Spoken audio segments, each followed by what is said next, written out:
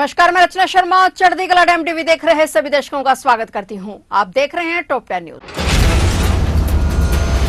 प्रधानमंत्री नरेंद्र मोदी का श्रीलंका दौरा कई मायनों में अहम रहा है। उन्हें श्रीलंकाई सरकार ने श्रीलंका मित्र विभूषण सम्मान से नवाजा। इस दौरान पीएम मोदी ने मछुआरों का मुद्दा भी उठाया और उन्होंने कहा कि हमने मछुआरों की आजीविका से जुड़े मुद्दों पर भी चर्चा की। हम सहमत है कि हमें इस मसले में एक मानवीय सहायता के साथ आगे बढ़ना चाहिए। हमने मछुआरों को तुरंत रिहा किए जाने और उनकी नौकाओं को वापस भेजने पर भी बल दिया। वहीं प्रधानमंत्री नरेंद्र मोदी के श्रीलंका दौरे का आज आखिरी दिन रविवार को था। इसके तहत वे सुबह सुबह अनुराधापुरा पहुंचे। यहां उन्होंने श्रीलंका के राष्ट्रपति अनुरा कुमार दिवसा के नायके के साथ जयश्री महाबोधि मंदिर का दौरा किया। इसके बाद पीएम मोदी और श्रीलंका के राष्ट्रपति अनुरा कुमार दिवसा नायके संयुक्त रूप से महो अनुराधापुरा रेलवे लाइन के लिए सिग्नलिंग सिस्टम का शुभारंभ किया। यह भारत सरकार की मदद के साथ पूरी की गई एक परियोजना है। पीएम मोदी ने महो ओमनाथाई रेलवे लाइन के रेलवे ट्रैक का भी पुनः शुभारंभ किया और वहां से उन्होंने हरी झंडी दिखाकर ट्रेन को रवाना किया। इससे पहले कल श्रीलंका की सरकार ने प्रधानमंत्री नरेंद्र मोदी को श्रीलंका मित्र विभूषण सम्मान से भी सम्मानित किया था।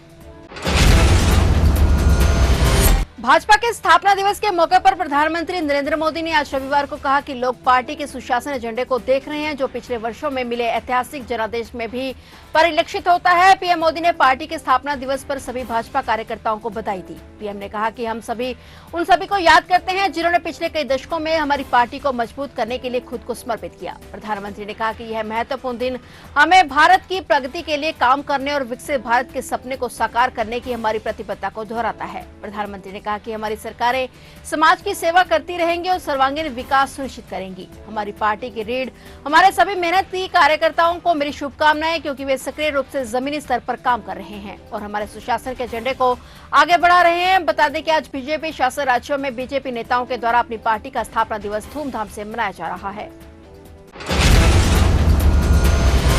संसद के दोनों सदनों में मैराथन चर्चा के बाद unified work management improvement efficiency and development विधेयक 2025 राष्ट्रपति की मंजूरी के बाद कानून बन गया है। राष्ट्रपति द्रौपदी मुर्मू ने इस विधेयक को देर रात अपनी मंजूरी दे दी। इस विधेयक को राष्ट्रपति की मंजूरी के बाद सरकार ने अधिसूचना के माध्यम से अधिसूचित कर दिया है। इस विधेयक को लोकसभा ने 3 अप्रैल और राज्यसभा ने 4 अप्रैल को पारित किया था। उधर all India Muslim personal law board ने इसका विरोध किया। AIMPLB ने कहा कि वह सभी धार्मिक समुदाय आधारित और सामाजिक संगठनों के साथ समन्वय करके वक्फ संशोधन अधिनियम के खिलाफ एक राष्ट्रव्यापी आंदोलन का नेतृत्व करेगा। उनका कहना है कि यह आंदोलन तब तक जारी रहेगा जब तक कानून पूरी तरह से निरस्त नहीं हो जाता। All India Muslim personal law board ने कहा कि कुछ दलों द्वारा भाजपा के सांप्रदायिक एजेंडे को दिए गए समर्थन ने उनके तथाकथित धर्मनिरपेक्ष मुखौटे को पूरी तरह से उजागर कर दिया है।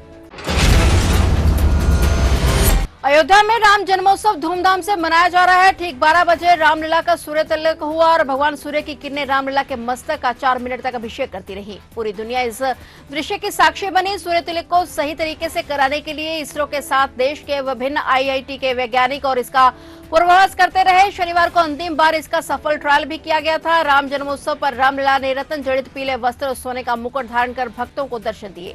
दोपहर ठीक 12 बजे राम जन्म के साथ ही सूर्य की किरणों ने 4 मिनट तक रामलीला का सूर्य तिलक किया और इसके पहले सुबह 3:30 पर मंदिर के कपाट खोल दिए गए। रामलीला का श्रृंगार, राग, भोग और आरती व दर्शन क्रम चलता रहा। बालक राम सहित उत्सव मूर्ति की मनमोहक छवि के दर्शन कर भक्त मंत्रमुग्ध होते रहे। पूजन के साथ ही सूर्य भगवान ने रामलीला का राज्याभिषेक किया। रामनवमी मेला क्षेत्र को जोन और सेक्टरों में विभाजित करते हुए मजिस्ट्रेट और पुलिस अफसरों की तैनाती की गई है। फसलों के MSP की कानूनी गारंटी समेत अन्य मांगों को लेकर आमरण अनशन कर रहे किसान नेता जगजीत सिंह डल्लेवाल ने आज अपना अनशन खत्म कर दिया है। केंद्रीय कृषि मंत्री शिवराज सिंह चौहान ने भी उनसे अनशन खत्म करने की अपील की थी। खनौरी और शंभू बॉर्डर से किसानों के पक्के मोर्चे भले ही हटा दिए गए हैं, लेकिन केंद्र सरकार उनके साथ बातचीत जारी रखेगी। केंद्रीय कृषि मंत्री शिवराज सिंह चौहान ने यह जानकारी दी थी। उन्होंने सोशल मीडिया पर एक पोस्ट में किसान नेता जगजीत सिंह डल्लेवाल से अनशन खत्म करने की भी अपील की थी, जिसके चलते आज महापंचायत में पहुंचे डल्लेवाल ने अपना अनशन खत्म कर दिया है। हरियाणा के मुख्यमंत्री नायब सिंह सैनी ने राज्य में फिल्म सिटी बनाने का ऐलान किया है। मुख्यमंत्री ने कहा कि राज्य सरकार ने कलाकारों की सहायता और फिल्म उद्योग को बढ़ावा देने के लिए पंचकुला जिले के पिंजौर में एक फिल्म सिटी विकसित करने का निर्णय लिया है। मुख्यमंत्री नायब सिंह सैनी ने कहा कि यह फिल्म सिटी पिंजौर में 100 एकड़ भूमि पर बनाई जाएगी। इसके लिए भूमि की पहचान कर ली गई है और परियोजना के लिए सलाहकार नियुक्त करने की प्रक्रिया चल रही है। उन्होंने ये भी कहा कि फिल्म सिटी का काम जल्द ही शुरू होने की उम्मीद है। मुख्यमंत्री नायब सिंह सैनी ने कहा कि गुरुग्राम में एक और फिल्म फिल्म सिटी विकसित की जाएगी। उन्होंने कहा कि इस चरण के लिए भूमि चयन प्रक्रिया भी प्रगति पर है और इन पहलों से न केवल फिल्म उद्योग से जुड़े पेशेवरों को लाभ होगा बल्कि राज्य में रोजगार के नए अवसर भी पैदा होंगे।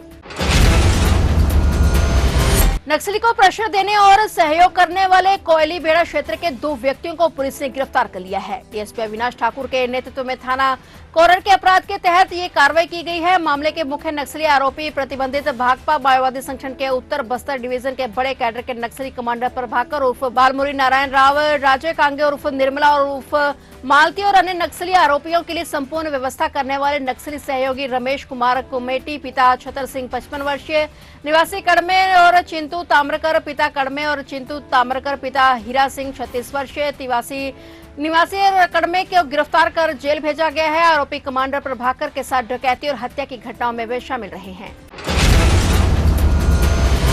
दिल्ली के कापसेहड़ा में रोलर कोस्टर राइड से गिरकर एक लड़की की मौत हो गई। दरअसल कापसेहड़ा में फन एंड फूड विलेज आयोजित है और यहां एक बड़ा हादसा हो गया। रोलर कोस्टर राइड से गिरकर 24 साल की प्रियंका की मौत हो गई। कहा जा रहा है कि वो रोलर कोस्टर राइड पर अपना संतुलन खो बैठी और गिर गई, जिससे उसको गंभीर चोटें आई। उसे नजदीक के अस्पताल में ले जाया गया, जहां डॉक्टरों ने उसे मृत घोषित कर दिया। दिल्ली पुलिस को मामले की जानकारी दी गई और पुलिस ने बीएनएस की धारा 299 और 106 के तहत मामला दर्ज कर लिया। साथ ही मामले में आगे की कार्रवाई जारी कर दी। पुलिस ने बताया कि प्रियंका अपने मंगेतर के साथ कापसेहड़ा में फन एंड फूड विलेज में गई हुई थी और यहां उन्होंने कई प्रकार के झूलों का आनंद लिया और इसके बाद रोलर कोस्टर राइड ली और जब रोलर कोस्टर ऊंचाई पर पहुंचा तो प्रियंका अचानक से नीचे गिर गई। माना जा रहा है कि उसका बैलेंस बिगड़ गया था, जिसके कारण ये हादसा हुआ। वहीं इस हादसे के बाद वाटर पार्क मैनेजमेंट ने रोलर कोस्टर बंद कर दिया है।